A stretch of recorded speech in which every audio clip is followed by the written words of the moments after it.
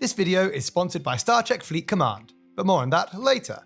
Hello and welcome to Broadsword Wargaming. My name is Oliver and today I'm going to attempt to convert my Sisters of Battle to Chaos. If you've been following the channel at all, you're aware that I'm not exactly a conversion expert. My first attempt, as you may recall, was a bit of a fiasco when my friend from Benji's Hobbies came over to help me out. And, well, this is what happened.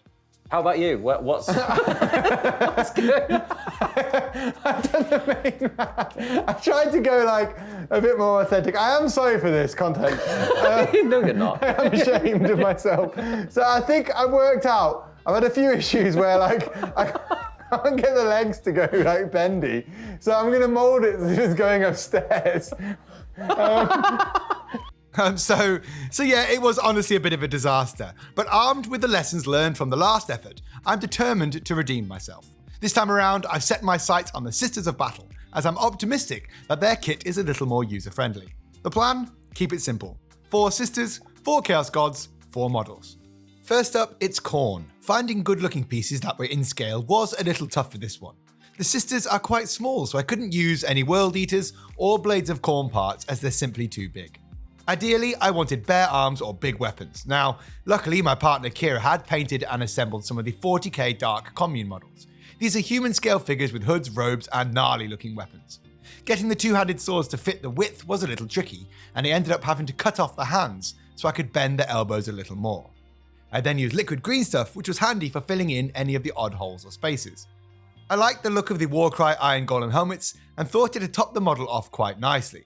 With that, we have our first conversion. Honestly, this was a pretty simple one and a good place to start. Remember when you were a kid gazing up at the stars and dreaming of exploring the vast unknown? Well, now you can. Virtually, of course. Welcome to Star Trek Fleet Command, the free-to-play 4X MMO game that puts you in control.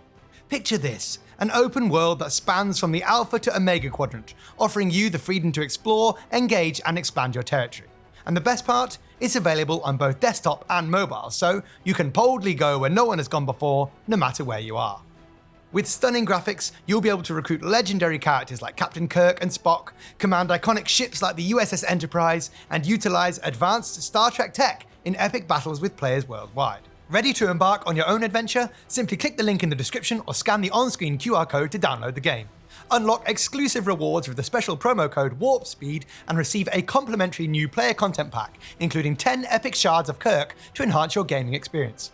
Ensure you redeem these rewards before you reach level 10 to make the most of your interstellar adventure. For step-by-step instructions on applying the code, check out the details in the description. Customize your fleet, join in-game contests, experiences and giveaways, and become a leader or member of a mighty alliance. So what are you waiting for? Use my link or scan the QR code to receive a special starter pack. Right, let's get back to the video. It's Slaanesh. Now I actually have an abundance of parts here as I had a few Daughters of Cain models, some random Head Knight bits and a couple of Slaanesh demons. The main decision was which way do we go, snaky Fulgrim style, golden faced Head Knight version or creepy claw demon. I had a little play around and decided to go for the snake body, although looking back I kind of wish I had done one of each. The parts matched up really well and the sister's body I had chosen had a really cool robe that was great for covering any gaps. I did need to shave down the snake butt so it'd sit better in the rounded midriff of the sister, but that was easy enough. Actually, it sat almost perfectly, which made the whole process a lot easier. A whip and a claw seemed appropriate both for sisters and for Slaanesh, and I wanted to keep the human head so I could have some white hair to maybe break up the paint job. I did end up putting a bolt pistol on instead of the claw, as I preferred how it made the model look a little wider so the pose felt more natural. Yes, as natural as a snake woman could be. Honestly, I could see myself easily doing a whole army of these, and there are just so many options that I think you could have a really varied and thematic force with very little effort. Now it is time for some disgusting Nurgle. Poxwalkers are such great models to chop up, and they actually fit really well onto the sisters. Yes, they're a tad big, but then Nurgle cares not for big, bloated, distended limbs. I wanted to keep the sister's helmet as I liked the face grill, so I jammed a Poxwalker horn into it as if it had broken through. All this required was a bit of carving with a knife. I removed a leg from the knee joint down and thought it would look cool if a Nurgle leg popped out instead. The left arm, chest and tentacle ended up coming off in one piece, so I just kept clipping and slicing until it fit. It did take some significant amount of trimming and a bit of filler, but kind of worked out perfectly. I stuck a grenade in the right arm, as that feels like an appropriate Death Guard weapon, and we are done, dusted, and on to the last one. This was probably the one I had the most fun with. It's also going to be the best value because one Poxwalker gets you 2 sisters, so you don't need to buy very many models. Tzeentch. Again, I struggled to find usable sized model parts. Zangors, Rubik Marines, and the Disciples of Tzeentch bits were generally too big. I had to use a lot of parts from several sets, relying heavily on the Daughters of Cain to tie it all in together. This was a really awkward process, and I found it quite tough to film, as nothing really went on easily. I ended up chopping up a 2-handed staff weapon from the Medusa set, added in some feathers from the Zangors, and then trimmed it all to fit. Despite it being the least transformed model, I loved the movement of this one. It's more fancy dressed than Mutation, admittedly, but a model running with a shield over her back just looked cool. And the Wood Elf Blood Bowl face mask helped tie it all together. The hardest part probably was getting the standard pole to sit straight. Maybe some wire or tubing would have helped here. With that, we have our 4 models. I gave them a zenithal to let me see the details, and then airbrushed on the various core colours. Red for Khorne, using Flesh Terror's red contrast paint. Blue for Tzeentch, using Thousand Suns blue paint. Purple for Slaanesh, using Luxion purple contrast. And finally green for Nurgle, using Death Guard green. That all made sense, leaving me with some sort of mutated murder, kiss, marry or kill decision, thanks to my patrons for coming up with that concept. Well, it was either that or some sort of weird assembly of strange Power Rangers. Now, I'm not aiming for award-winning paint schemes, and I don't want to turn this into a how to paint video. Nobody wants to see that, unless I decided to do a full army of converted sisters, maybe? I will say I applied some washes to help make the details and colours pop. I actually used Druchii Violet for most of them, only using Mortarion Grime on the Nurgle model. I feel like purple is a great shade for most colours, and almost always use it for red now, especially this deeper wine red.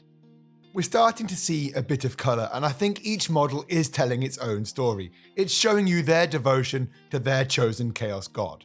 Are they good or bad? We can decide that a little later. Then we are onto details. Now I really want to stick to the core colour concepts for each of the Chaos Gods, so I'm just basing them on their 40k chaotic counterparts. Why, oh why, oh why do Thousand Suns and Tzeentch love gold trim so much? Honestly, that took absolutely ages, but I am happy with the results. I then spent the next evening or 2 applying the rest of the paint. Now, of course, you don't want hours of footage of me spending ages filling in all the details, painting away, so I'll skip it on for you and we can all pretend it was just a happy 15 seconds of work. And there we have it, the finished Sisters of Chaos. Which one do you like the most? For me, I love the movement of the Tzeentch model, but probably prefer the vibe of the Death Guard sister. I'd like to try more Slaanesh ones, maybe making mine a little more sinister, as opposed to this big flamboyant fake Fulgrim snake style. And Khorne is just meh, Khorne. Big weapons, big arms and blood. My intention for this video was to see just how difficult converting stuff really is. And to summarise in a few words, it wasn't that bad after all. None of this was particularly difficult, and I didn't need or use any specific conversion tools. A knife, some clippers, some glue, and some green stuff. That was it. For larger pieces, I think you would probably need a little saw of some types, and maybe some rods to help support the models, but that feels a long way off for me. I would love to be able to green stuff properly, but I have no real idea where to start yet. Would you want to see more of the Chaos Sisters? I am genuinely tempted to do a combat patrol or something just to see what I can come up with. Ultimately, I do hope this helped inspire you or gave you the confidence to try something new.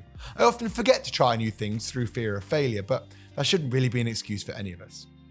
If you want to support the channel, please check out the links in the description. You can help support via Patreon, which will give you access to a private Discord and a monthly hobby hangout, or you can hop on over to our EU store based in Ireland to buy any gaming bits you want. With that, I'll leave you there. Thank you so much for watching, take care, and I'll catch you in the next one.